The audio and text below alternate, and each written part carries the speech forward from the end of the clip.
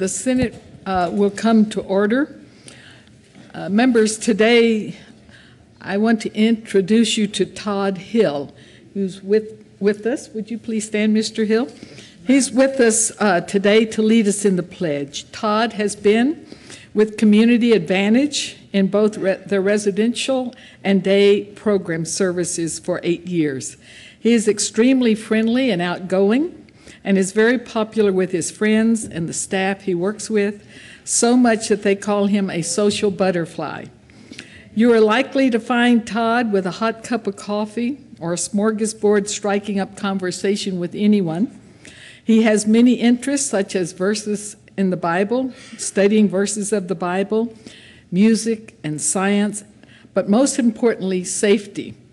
If you need any information at all or just want to learn about safety in the home or in the community, Todd is your man. Todd lives with his host Homer providers and their 3 kids in Aurora and visits with his mother, his sister, and his brother in Highlands Ranch on weekends. Todd, we're glad you're here with us today. Would you please lead us in the Pledge of Allegiance? Yes, ma'am.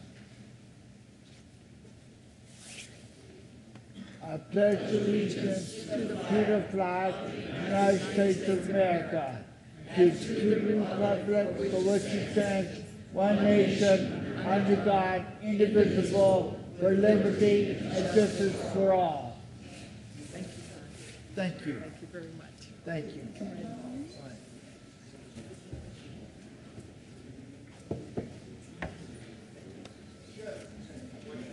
Mr. Majors, would you please call the roll? Aguilar, Balmer, Baumgartner, Brophy, Cadman, Crowder, Grantham, Guzman, Harvey, Heath, Herpin, Hill, Hodge, John, Johnston, Jones, Kafalis, Kerr, King, Lambert, Lundberg, Marble, Newell, Nicholson, Renfro, Rivera, Roberts, Scheffel, Schwartz, Stedman,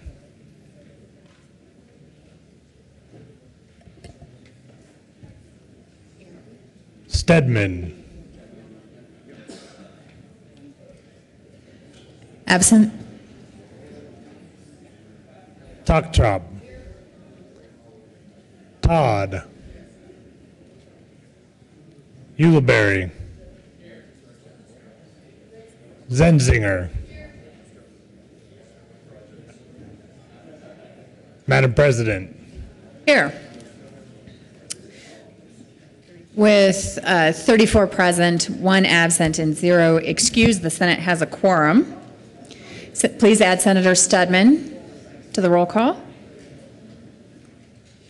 Motion to adopt the journal. Senator Kerr. Thank you, Madam President. I move that the reading of the journal of February 19th be dispensed with and the journal be approved as corrected by the Secretary. You've heard the motion. All in favor say aye. Opposed, no. Ayes have it. The motion is adopted. Committee reports. February 18, 2014, Committee on Finance. After consideration, the Mayor's Committee recommends following House Bill 1074 be amended as follows. Now so amended, prefer to the Committee of the Whole favorable recommendation with the recommendation be placed on the consent calendar. February 18, 2014, Committee on Finance. After consideration, the Mayor's Committee recommends following Senate Bill 22 be amended as follows. Now so amended, prefer to the Committee of the Whole favorable recommendation. February 18, 2014, Committee on Finance. After consideration, the Mayor's Committee recommends following Senate Bill 129 be referred favorably to the Committee on Appropriations. February 18, 2014, Committee on Finance. After consideration on the Mayor's Committee recommends the following House Bill 1018 refer to the Committee of the Whole. Favorable recommendation with the recommendation be placed on the consent calendar.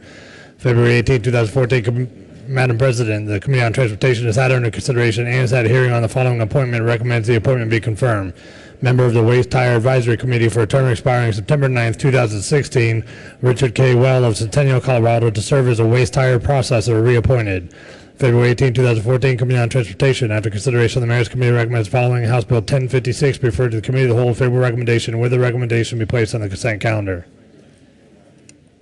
Senate Services. February 19, 2014, correctly engrossed Senate Bills 103, Senate Joint Resolution 13, correctly re-engrossed Senate Bills 101, 112, 126, 137, correctly revised House Joint Resolution 1002. Mr. Majority Leader.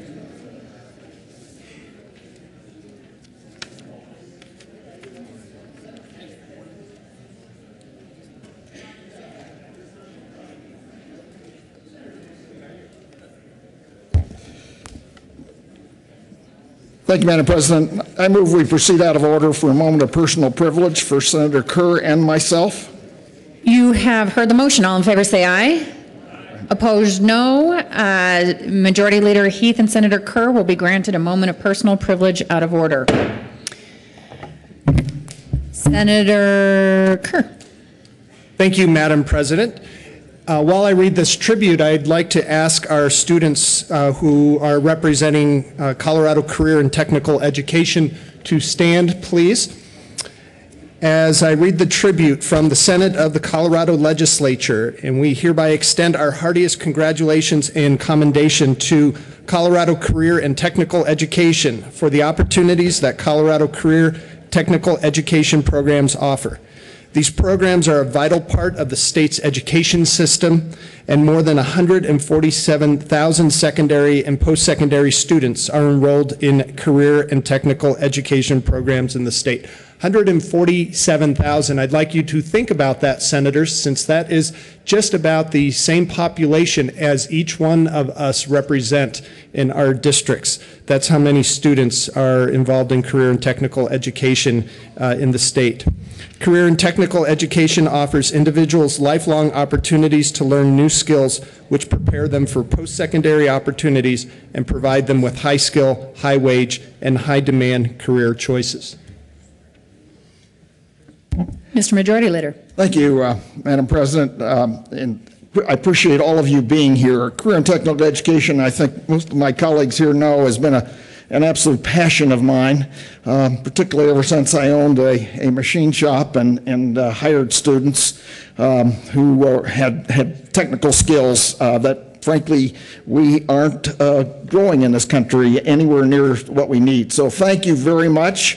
We appreciate your commitment and dedication to this. We're totally behind you, and congratulations on your future. And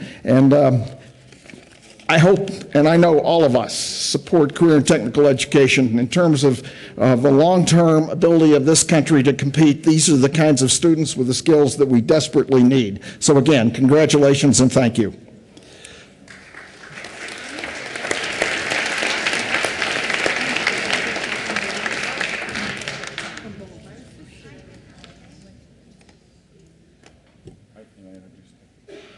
Thank you. Introduction and consideration of resolutions. Mr. Majors, would you please read the title to Senate Joint Resolution 14? Senate Joint Resolution 14 by Senator Jones and Representative Gardner concerning Awareness Day for individuals with intellectual and developmental disabilities. Senator Jones.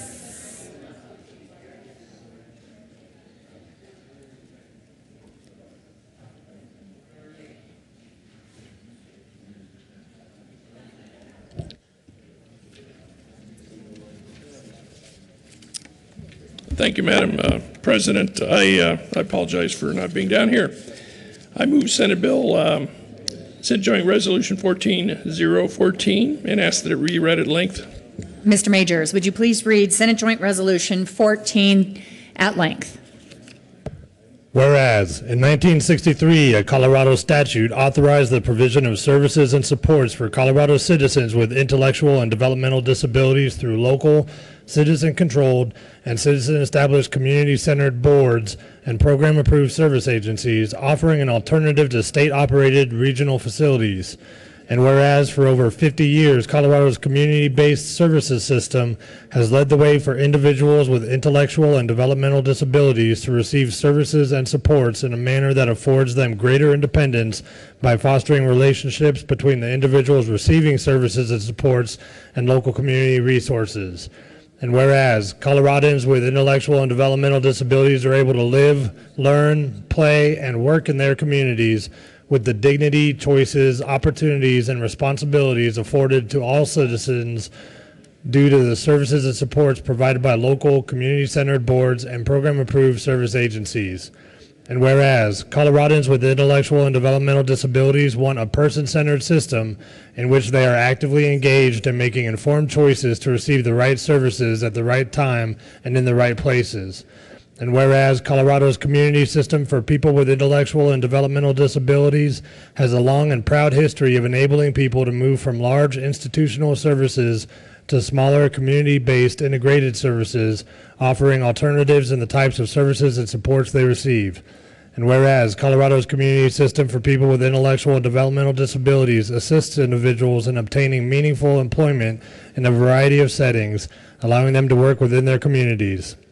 And whereas direct support professionals assist individuals with intellectual and developmental disabilities to lead self-directed and empowered lives and should receive adequate wages, benefits, and training. And whereas people with intellectual and developmental disabilities should have access to comprehensible information and usable communication technologies to promote self-determination and meaningful engagement with all aspects of life.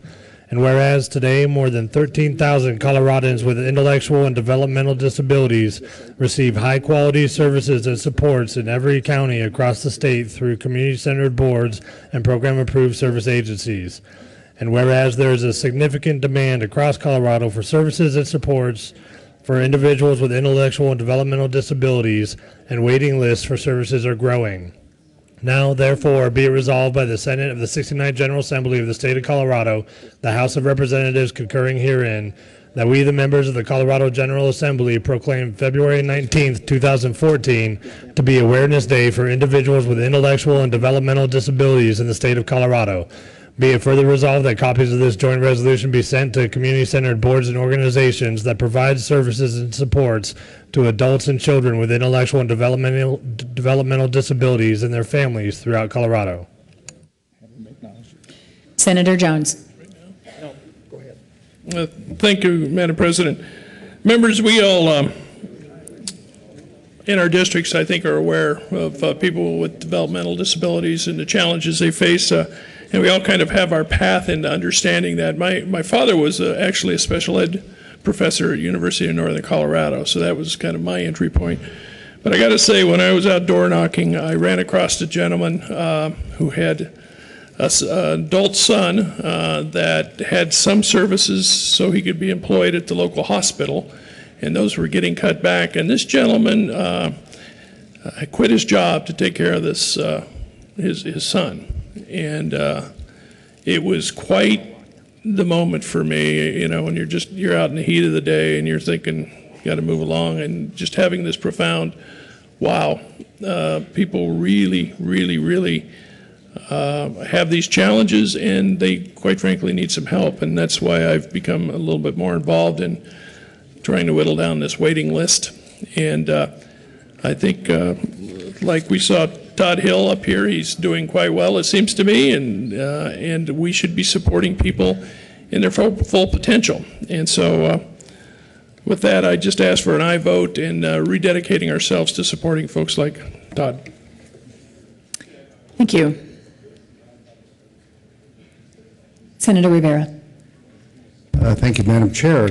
I believe that just about everybody here in the chamber knows of somebody or has a child that is developmentally disabled, My son had cerebral palsy. He's doing well, 40 years old, and living in California, doing very well in his own. But a lot of that was due to the work that was done with him through various organizations and schools. And from Pueblo, we have members of the Blue Sky, Colorado Blue Sky, that work daily with those with developmental disabilities. Stand over here in the corner, if you would. And I was lucky enough to be able to tour their facilities, and they do an excellent job. And I'd ask you to maybe give them a round of applause, and I also support this resolution.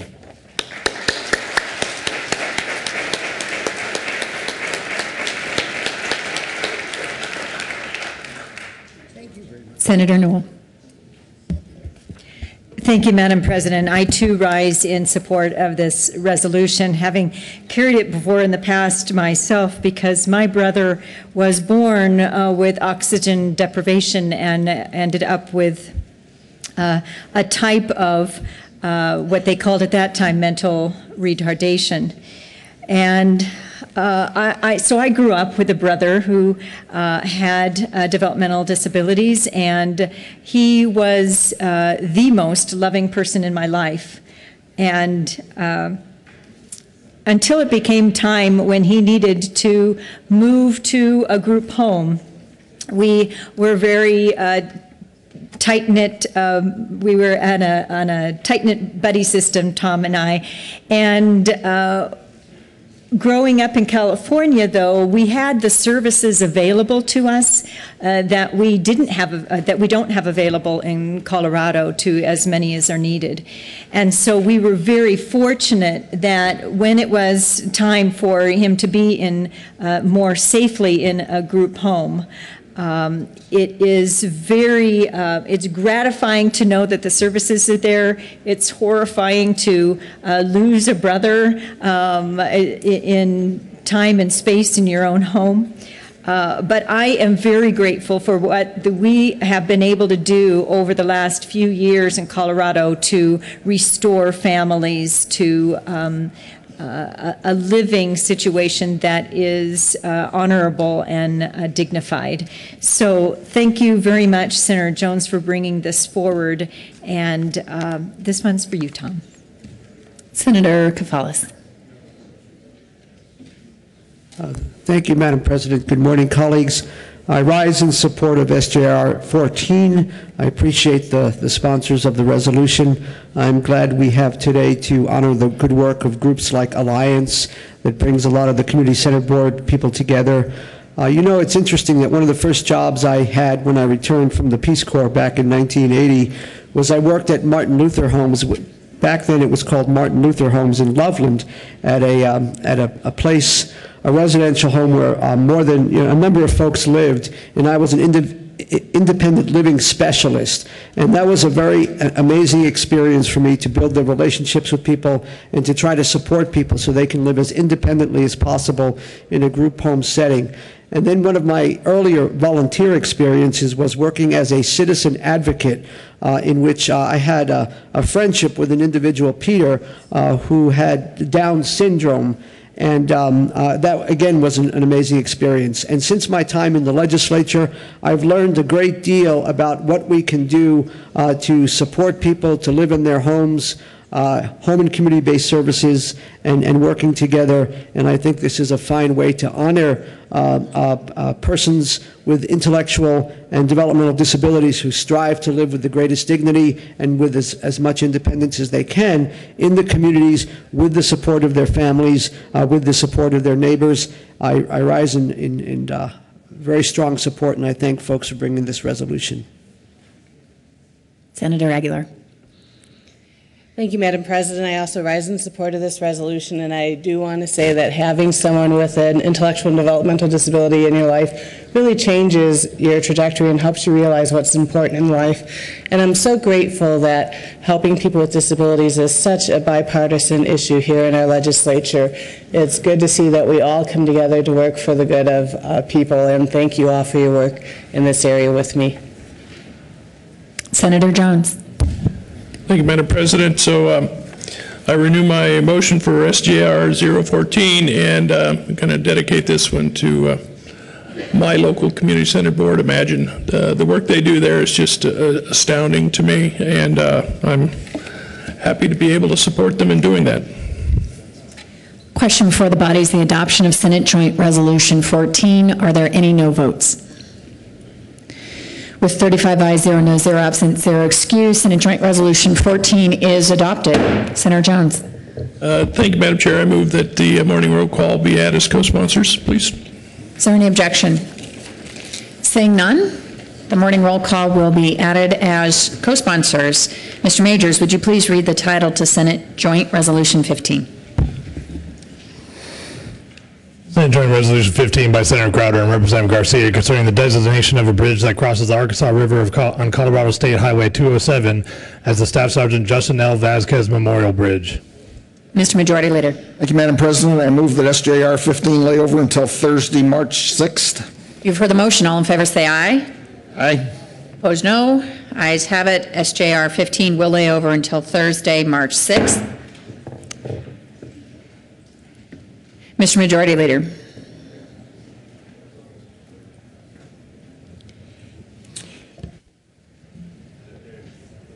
Thank you, Madam President.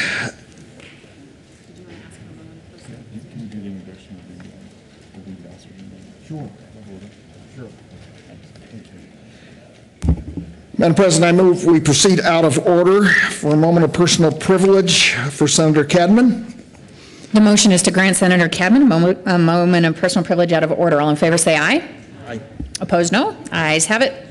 Mr. Minority Leader, you are granted your moment. Thank you, President Carroll. Members, we have a couple of very special guests, a couple more very special guests this morning. Full house.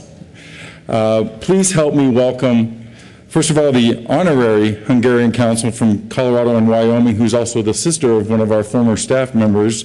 Some of you know Joe Megacy. His sister Sissy, recently married Bush, is here. The honorary consul of Hungary for Colorado and Wyoming, and the ambassador of Hungary is also here with us, George Sapari. So please welcome them to the chamber.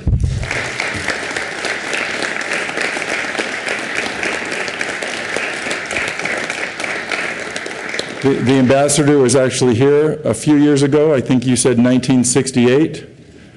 I was not here then. Welcome back. I hope you love what we've done to the place, and we just fixed up the roof. So welcome back. Introduction of bills. Or Mr. Majority Leader. Just a quick comment. I had a chance to greet the ambassador. My mother's father, my grandfather, came from Budapest, so I have a special place in my heart for Hungary. Senator Balmer. Thank you, Madam President, for a quick moment of personal privilege. The motion is to grant Senator Balmer a moment of personal privilege out of order. All in favor say aye. Opposed, no. Ayes have it. Senator Balmer, go ahead. Thank you, Madam President. I just want to thank the ambassador for bringing the dog breed of Vizsla to the world. We have had two Vizslas blessing our life for the last 11 years, and there's no finer dog breed in the world than Vizslas, so, which are originally from Hungary, and I can't thank you enough for bringing them to us, and my dogs thank you as well. Introduction of bills. Senate Bill 149 by Senator Johnston and Representative Young concerning the minimum standards that a private occupational school must satisfy before being issued a certificate of approval to operate in Colorado. Education. House Bill 1080 by Representatives McLaughlin and Quorum and Senator Roberts concerning a sales and use tax exemption for the Colorado Ute Indians. Finance. House Bill 1107 by Representative Tyler and Senator Newell concerning the authority of the Department of Revenue to offer taxpayers the option to receive electronic notices. Finance. House Bill 1174 by Representative Mitch Bush and Senators Schwartz and Jones concerning the sunset review of the Natural Areas Council. Agriculture, Natural Resources, and Energy. Committee reports. February 18, 2014, Committee on Local Government, after consideration of the Mayor's Committee, recommends following House Bill 1111 be referred to the Committee of the Whole favorable recommendation with the recommendation be placed on the consent calendar. February 18, 2014, Committee on Local Government, after consideration on the Mayor's Committee recommends the following House Bill 1010 be referred to the Committee of the Whole with a favorable recommendation, with the recommendation be placed on the consent calendar. February 18, 2014, Madam President, the Committee on Local Government has had under consideration and has had hearing on the following appointments, recommends the appointments be confirmed. Members of the Energy Impact Assistance Advisory Committee for terms expiring August 24, 2017, Kelly Eugene Arnold of Windsor, Colorado, appointed. Vicki L. Spencer of Gunnison, Colorado, reappointed. George B. Shioshita of Lahona, Colorado, reappointed. Great. Third reading of bills, consent calendar. Mr. Majority Leader. Thank you, Madam President. We need to read the bill. Mr. Majors, would you please read the title to Senate Bill 97? Senate Bill 97 by Senator Toktrop and Representative Hamner concerning the immunity of public agencies against liability arising from the wildfire mitigation activities of insurance companies. Mr. Majority Leader. Thank you, Madam President. I move the adoption of the bill on the third reading of bills consent calendar, Senate Bill 97. Is there any discussion on Senate Bill 97? Seeing none, the question is the adoption of Senate Bill 97. Are there any no votes?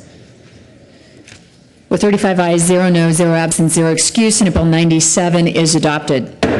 Co-sponsors. Senator Newell. Senator Todd. Senator Jones. Senator Schwartz. Senator King. Madam President Pro Tem. Senator Kafalas. Senator Roberts. Mr. Majority Leader. Am I missing anyone? Senator Aguilar. Senator Lambert. Third reading of bills. Mr. Majors, would you please read the title to House Bill 1241? House Bill 1241 by Representative Duran and Senator Stedman concerning a supplemental appropriation to the Department of Local Affairs.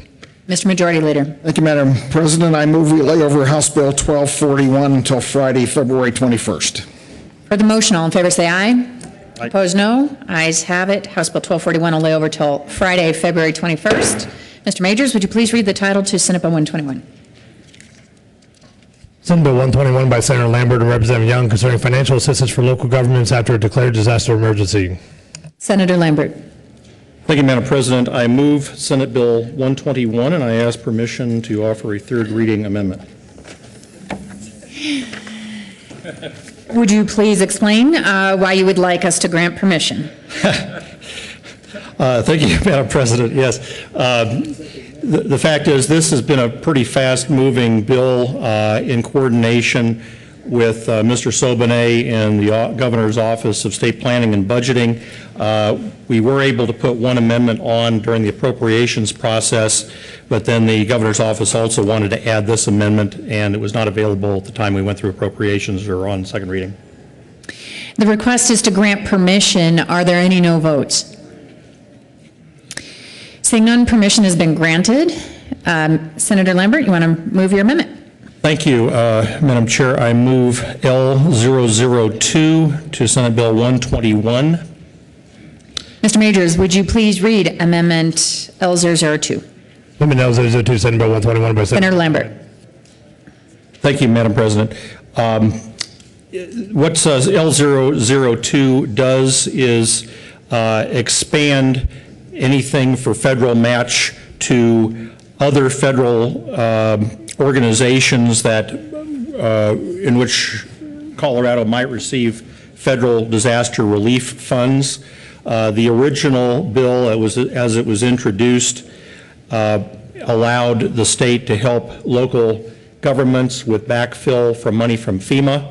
The amendment we put on in appropriations actually expanded that to U.S. Department of Transportation federal match. This opens it up to other federal match if we happen to find other federal organizations that might be able to contribute.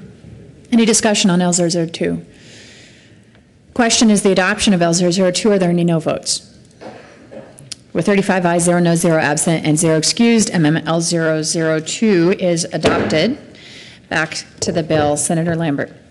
Thank you. I would move that, Madam President, I would move that we adopt Senate Bill 121 as amended. Any further discussion? Question is the adoption of Senate Bill 121. Are there any no votes?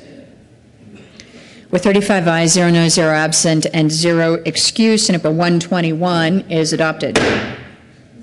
Co-sponsors: Senator Crowder, Senator Herpin, Senator Nicholson, Senator Kafalis, Senator Newell, Senator Kerr, Mr. Majority Leader, Senator Aguilar, Senator Toptrop, Senator Jones, Senator Zenzinger, Senator Stedman, Senator Hodge, Senator Todd, Senator Johnston, Senator Schwartz, Senator Ulibarri, Senator Rivera, Senator Grantham, Senator Hill, Senator John. Please add the President. Mr. Majors, would you please read the title to Senate Bill 103? Senate Bill 103 by Senator Guzman and Representative Fisher concerning the phase-out of the sale of certain low-efficiency plumbing fixtures. Senator Guzman. Thank you, Madam Chair. I move Senate Bill 103 on third reading and final passage and ask for an aye vote. Senator Roberts. Thank you, Madam President. So I listened to the debate yesterday. I voted for the bill in committee and said that that was for that day. I wanted to hear the opposition to this bill and see if there was something I hadn't already heard. I am, perplexed. But let me just say that my world includes people, my constituents already haul water. My constituents already have shut-off valves on their showers because they have a short water supply. My constituents truly appreciate every drop of water because it is a limited supply. So that's the world that I come from. In answer to, how or why would you support something like this, and whether government belongs in it, let me just give you 9 reasons to consider governmental intervention in Colorado water law that goes back a long time and would help lead me to support this bill. 1923, South Platte River Compact. 1942, Republican River Compact. 1948, Arkansas River Compact. 1944, Castilla Creek Compact. 1938, Rio Grande Compact. 1922, Colorado River Compact. 1948, Upper Colorado River Basin Compact. 1922, La Plata River Compact. 1968, Animas La Plata Project Compact. We don't own all our water. People like to think that this is just rearranging water molecules in the state of Colorado. It is not. We are required legally to send them downriver, and I guarantee you we will get sued and we will lose, as we did to the state of Kansas not long ago, and I think it was a $30-something million payment that the state of Colorado had to pay for that. I also consider the fact that one of the people who was the prime architect for those interstate compacts was a Republican senator from Greeley, Delph Carpenter, somebody who set a very good role model for vision and the grasp of the reality of a semi-arid West, which is what we live in. I appreciate Denver water. Don't always say that as a Western Sloper, but I appreciate Denver water because they're leading the way on this conservation effort. I also noticed that the supporters of this bill include the City of Aurora, Colorado Springs Utility, Northern Water, Pueblo Board of Waterworks, South Metro Authority. Again, as a Western Sloper, not always groups that I agree with about how we use the water. So I appreciate water conservation. I appreciate Senator Guzman as a Denver legislator taking this issue very seriously. I do believe that we need more storage in our state, but we're here today in the middle of a drought in a water short state. This may feel oppressive to some. I guess all I can say is, as I look at it, I don't like deficit spending. I never have. It's one of the reasons I'm a Republican. In the state of Colorado in particular, water is many. And when we don't conserve, we are deficit spending. So with that, I would just like to say that I don't agree with everybody in this room on the value of this bill. I will be supporting it, and I appreciate Senator Guzman and Denver Water for leading the way. Senator Renfro. Thank you, Madam President. I rise in opposition to this bill. And I do on a couple points that were just made, but just from a different perspective. We need to support and honor our compacts. And if you do that, then let's make sure we have water in the river that's going down the river. This bill doesn't do that. You're fooling yourself if you think this bill does that. If you want to conserve water, that's one thing, but it doesn't guarantee that it's going to get to the plant and get back to the river and go down the river. Why do you think the cities support this? It's because they know they're going to have more water to spread out and use, and it does not get back to the river. It does not get back to the river. If you want a bill to conserve, then run this bill and have an amendment on it that would say that you're going to guarantee there's going to be more water in the river because of the conservation. 20% conservation. I don't think we've increased water down the river 20%. And you're saying we've had the growth, that's why, because we have the growth, and so you have to cover that growth, and the cities are covering the growth.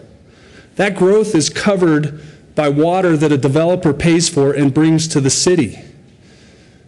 So the growth is not the reason the city needs that more water. If you're truly conserving water at the faucet, where's it go?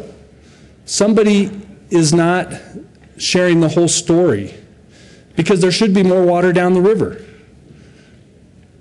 And if that's the goal, then let's say we need more water in the river and that the cities can't keep this water back and reuse it to extinction. Maybe that's what you should be saying.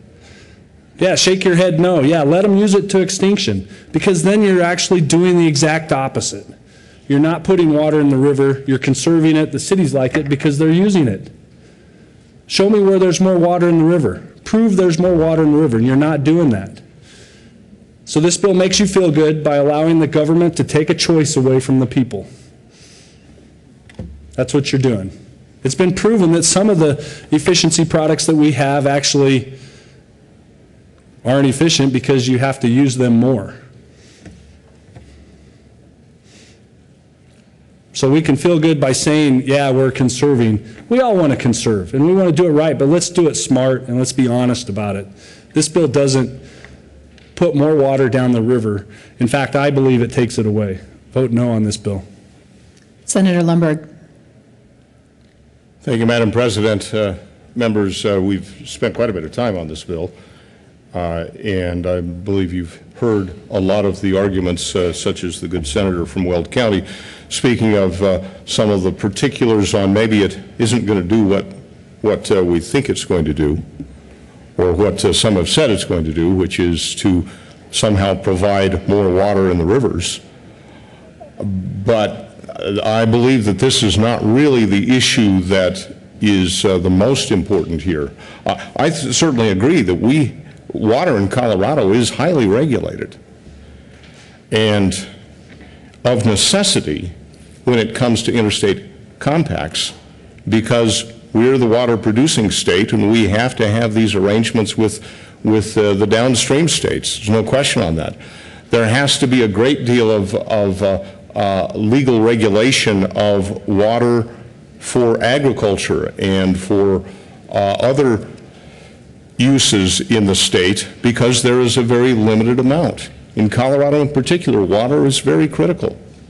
But I don't believe those are the real issues at hand here that will affect the people of Colorado as much as the day-to-day stuff that will occur when somebody goes to the Home Depot or some other building improvement store to get a new faucet for their bathroom and discover that $29.95 lowest cost one is no longer available.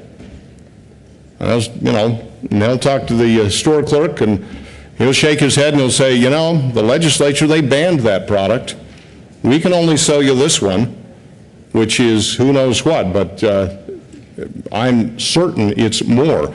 You know, let's look at the toilet. side of it, because there, the less expensive ones, $100 or less, the ones that really meet all of those high standards of today, $200 or $300.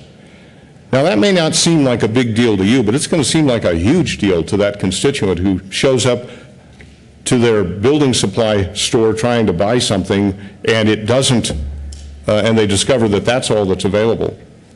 Or let's take it to the next step, and that's the actual use of it. The discussion in second reading even went so far as to show a TV sitcom mocking the policies of putting restrictors on shower heads, and you know, where the plot is they go to the black market to find one that really provides the source or the power that they think they need. Well, that's, you know, it's a satire, and yet there's a real truth in there. And there's a real disgust on the part of many citizens that our government has the audacity to actually say, we're going to tell you what kind of water pressure you can live with in your shower. A statement was made, let's get the government out of the bathroom. Well, yes.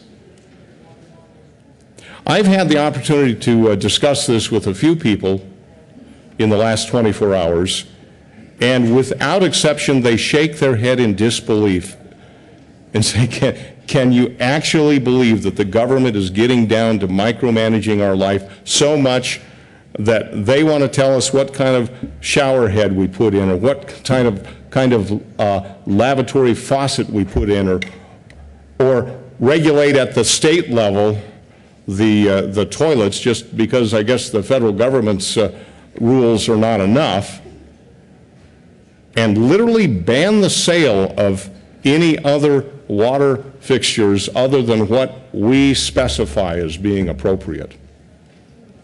That is not the government's job. Yes, of necessity, we have to deal with those big picture issues of what water is allowed to flow downstream to other states.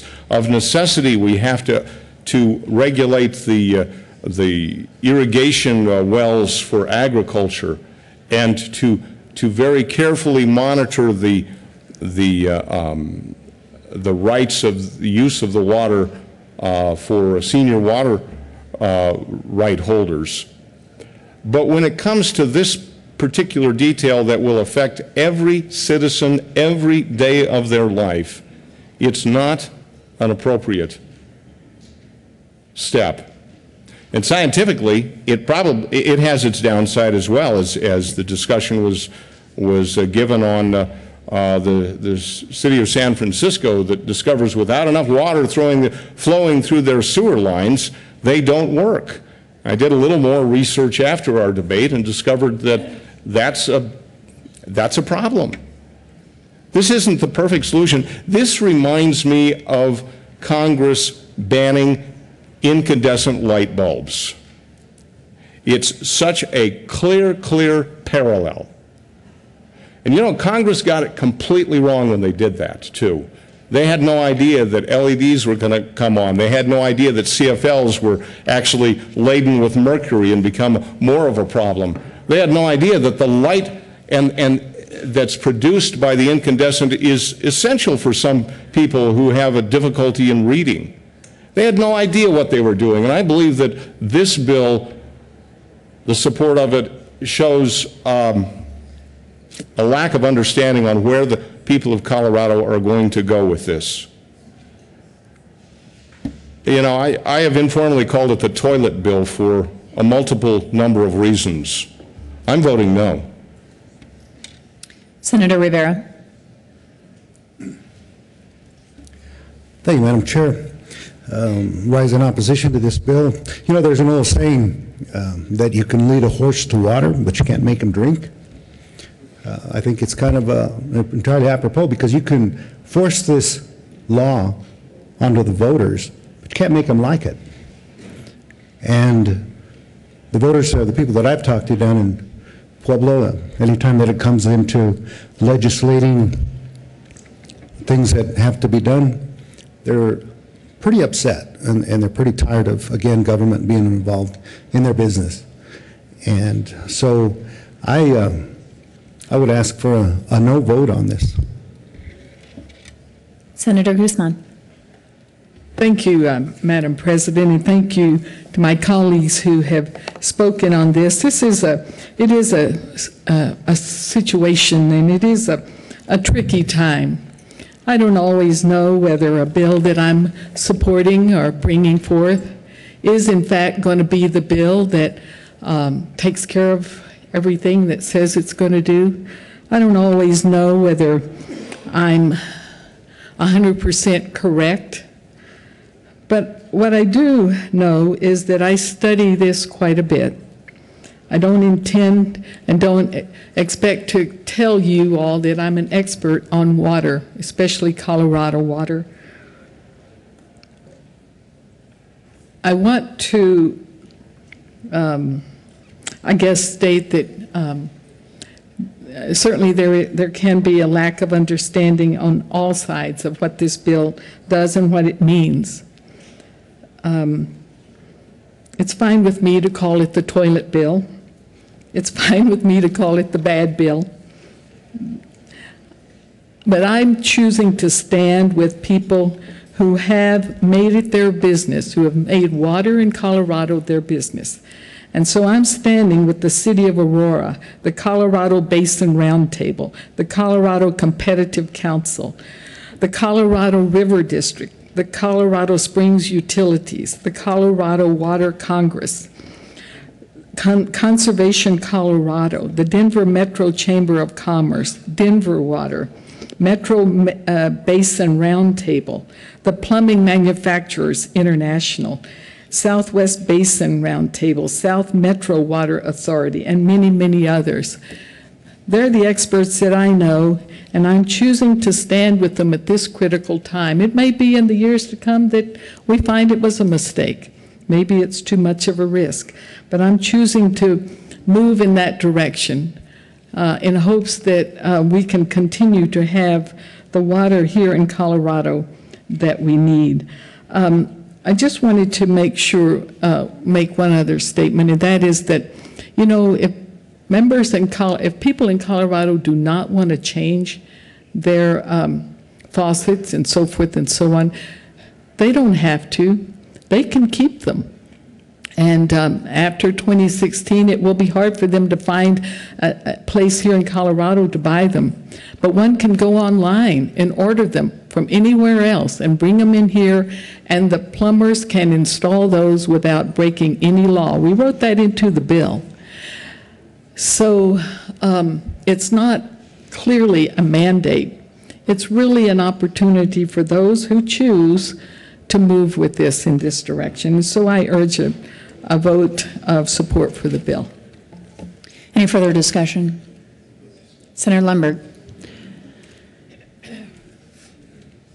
Thank you, Madam President.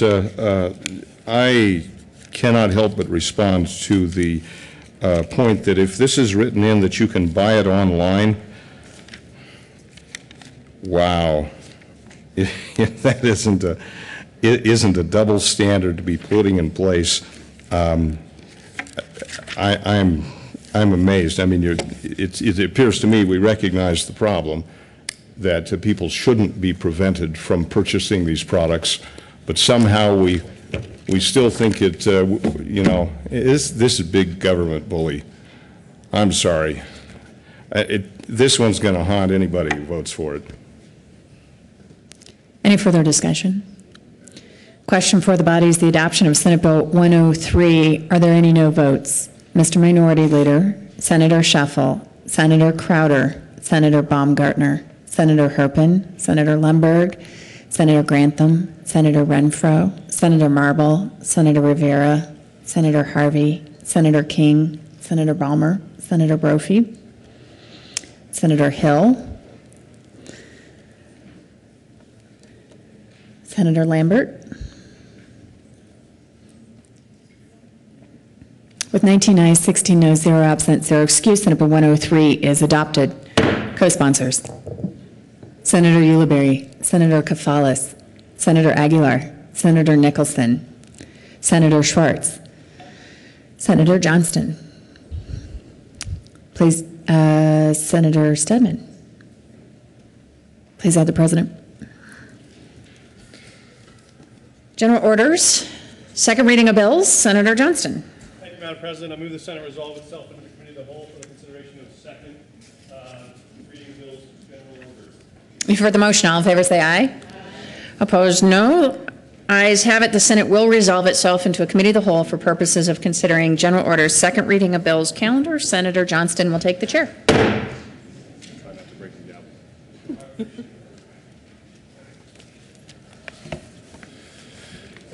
The committee will come to order, and the court rules relaxed. Mr. Majors, would you please read the title to Senate Bill 43? Senate Bill 43 by Senator Grantham, Representative Priolo, concerning the inclusion of certain land areas used to grow products that originate above the ground within the classification of all other agricultural property for property tax purposes. Senator Grantham. Thank you, Mr. Chair. I move Senate Bill 43 and the Finance Committee report. To the committee report. The Finance Committee report is essentially a bill. It does reflect a lot of back and forth that we had with the assessors and with revenue and many others to make sure we get the language correct as far as how we're approaching this issue with greenhouses and with the Welby Gardens case. It goes back to 2003. Wanting to make sure that we tackled this in a constitutional manner and one that reflected what the case actually said back in 2003, and I'll explain that more as we get into the bill. Is there any further discussion on the brilliant work of the Senate Finance Committee? Seeing none, the motion for the body is the adoption of the Finance Committee report. All those in favor, please say aye. Aye. All those opposed, no. The ayes have it. The committee report is adopted. To the bill, Senator Grantham. Thank you, Mr. Chair. Folks, this bill has to do with how greenhouses, nurseries, and other ag property is assessed on the county level.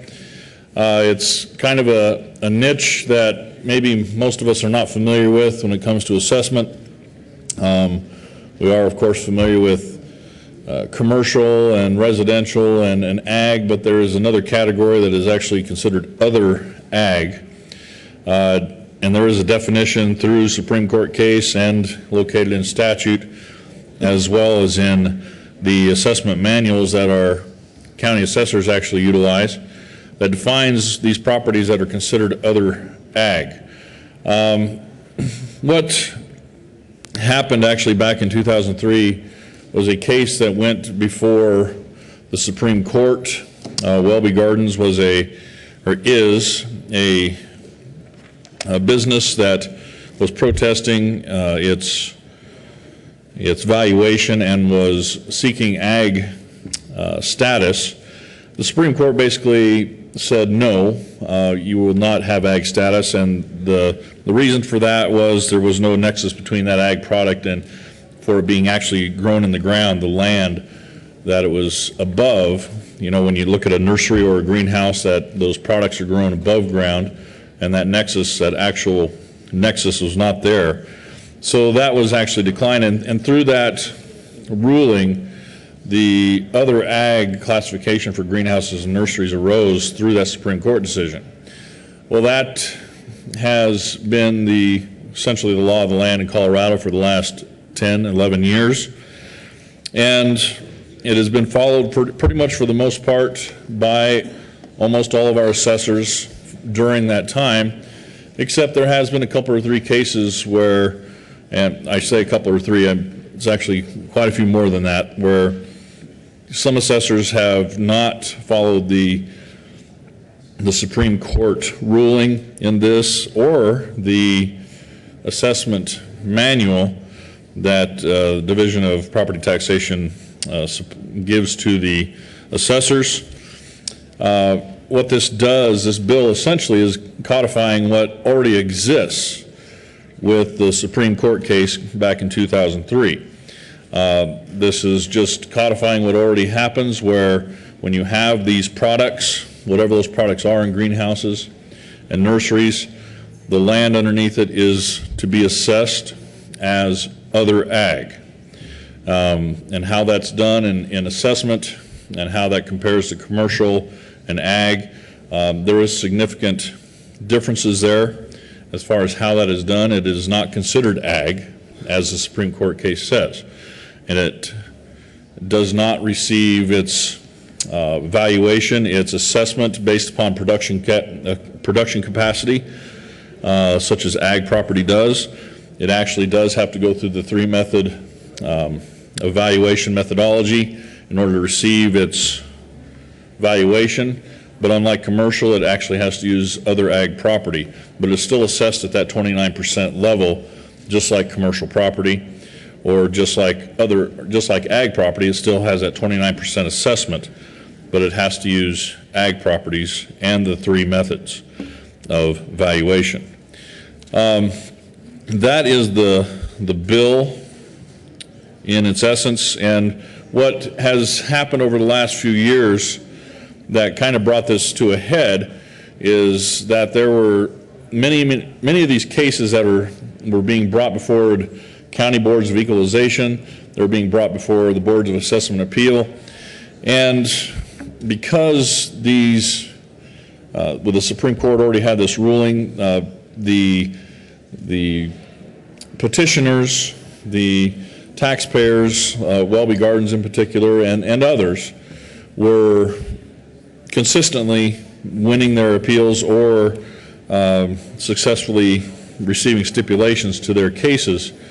And we're trying to just put the final nail in this as far as making sure that the Welby Gardens case is codified so that we can avoid for these businesses the appeal process and give them a break here that since they are winning all these cases and it is already established in Supreme Court case, that we put it in statute and just say, let's be done with it, let's move on. We have other things that we can actually deal with on the appeals process and not ones that we are consistently losing.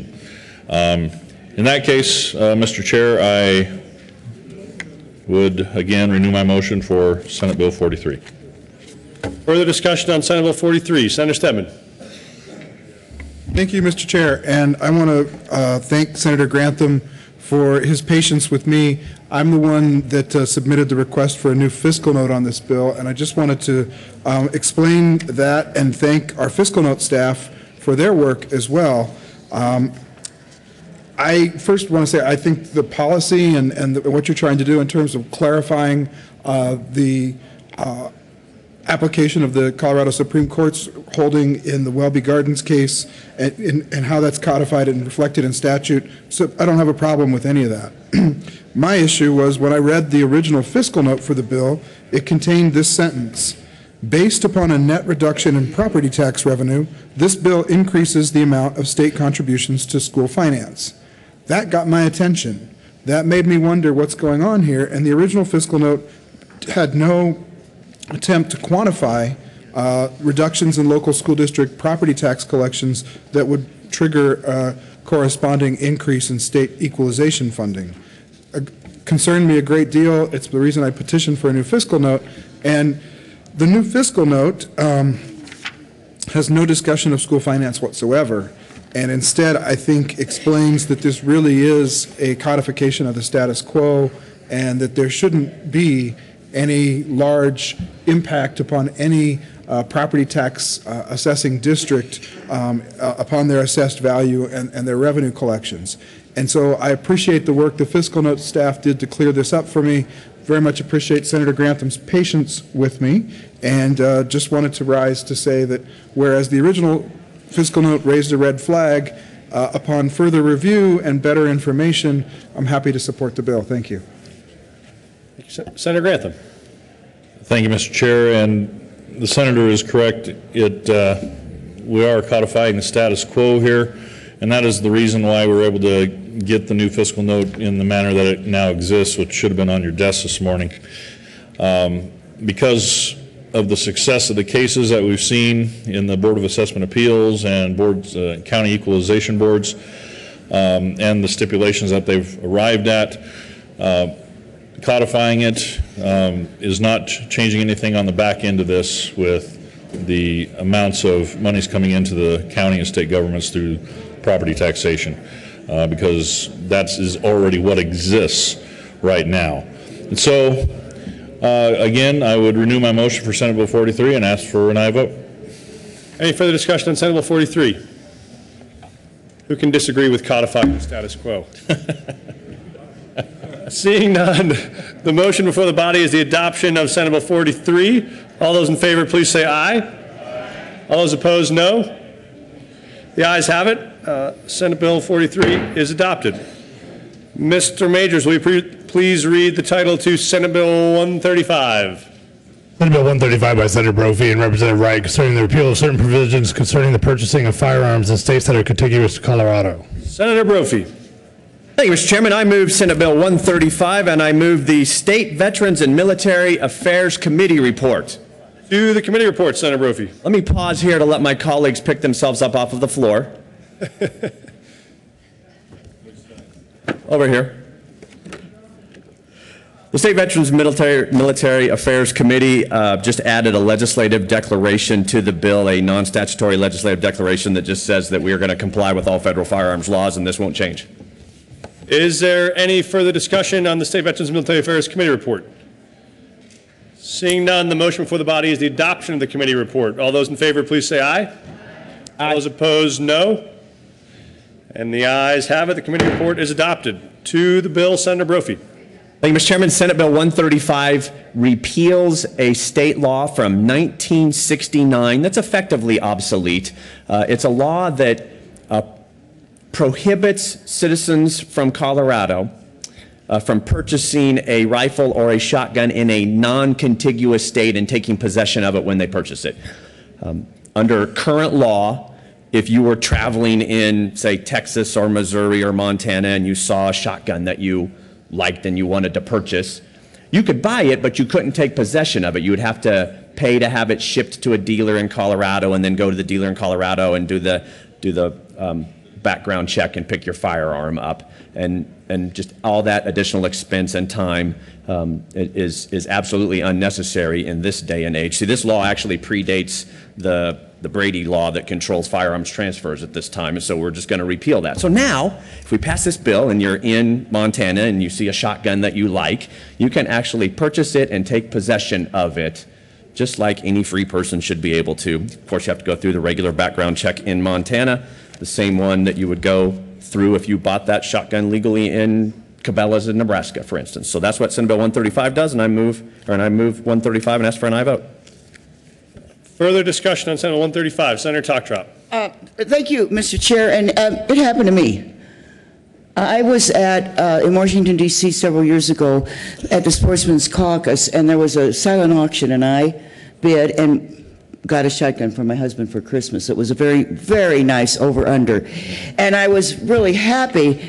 And when I went to pay for it, I just assumed that I would do the background check, get it packed up, and have it shipped back with me on the plane. Well, I did pay for it, and it wasn't. It was a little expensive, and it made me a little nervous to having paid for, a piece of property and not having it in my possession. So I had to wait till I got home here to Colorado and find a firearms dealer and contact that firearms dealer, and they contacted the gun dealer actually it was in Maryland, where the gun dealer was that had the gun, and the gun dealer then shipped the gun here to the gun dealer from Maryland into Colorado, and when I went to pick it up, of course, they did a background check, and surprisingly, I passed.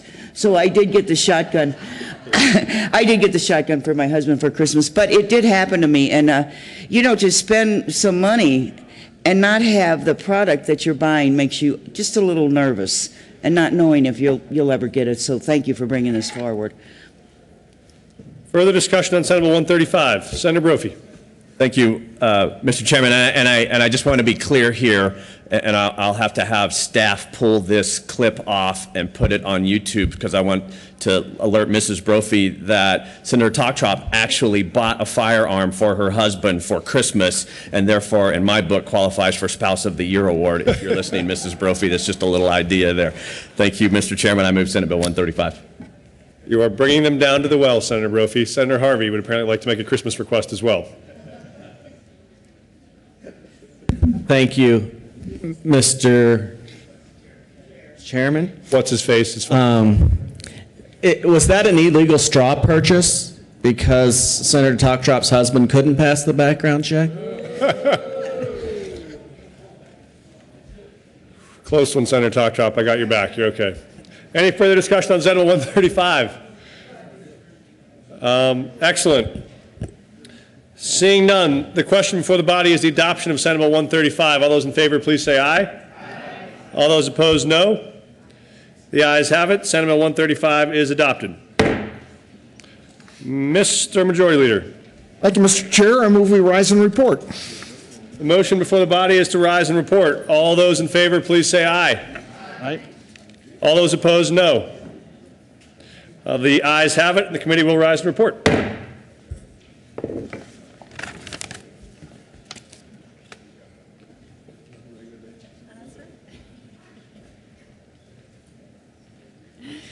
The Senate will come back to order. Senator Johnston. Thank you, Madam President. The committee has met and had a number of bills under consideration. Mr. Majors, would you please read the report? February 19, 2014, Madam President, your committee of the whole basic report is under consideration. The following attached bills being second reading thereof makes following recommendations thereon. Senate Bill 43 is amended. Senate Bill 135 is amended, passed on second reading, and ordered and engrossed, placed on calendar for third reading, final passage. Senator Johnston. Thank you, Madam President. I move for the adoption of the report. Is there any discussion on the committee of the whole report? Seeing none, the question is the adoption of the committee report. All in favor say aye. Or are there any no votes? My bad. 35 ayes, 0 noes, 0 absent, 0 excused. The committee of the whole report is adopted. Senate Bill 43 is amended. Senate Bill 135 is amended, passed on second reading, and ordered, engrossed, and placed on the calendar for a third reading and final passage. Signing of bills. February 18, 2014, the President signed House Bills 1078, 1250, 1251, and 1252. Announcements. Mr. Majority Leader. Thank you, Madam President. I'm told all of the committees on adjournment will meet, as well as the afternoon committees at 1:30 will all meet as scheduled. And with that, I move the Senate adjourn until 9 a.m. Thursday, February 20th. You've heard the motion. All in favor say aye. Opposed, no. Ayes have it. The Senate will adjourn until 9 a.m. tomorrow, Thursday, February 20th.